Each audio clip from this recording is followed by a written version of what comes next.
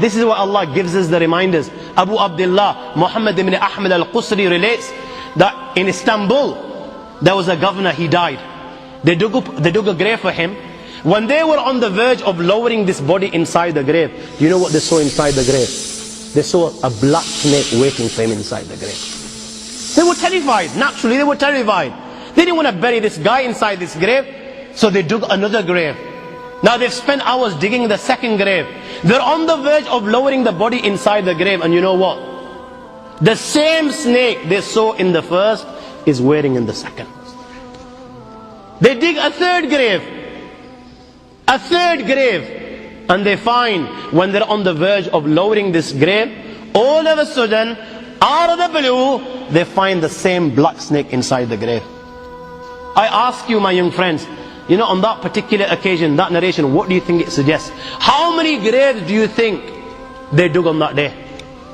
4, 5, 6, 7, 8, 10, 15, 20, 25, 30 graves. The narration says that on that day they dug about 30 graves. Every time the grave was dug and they were on the verge of lowering this body inside the grave, they would find the same black snake waiting. Where are you going to hide?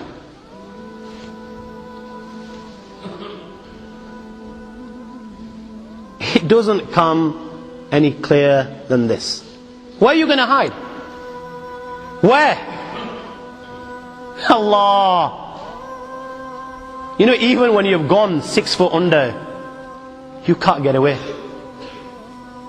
You've left the dunya and you've gone 6 foot under and you think you've got away with it. This is where it will begin. You know, fed up after digging so many graves, they consulted the ulama. What should we do with this person?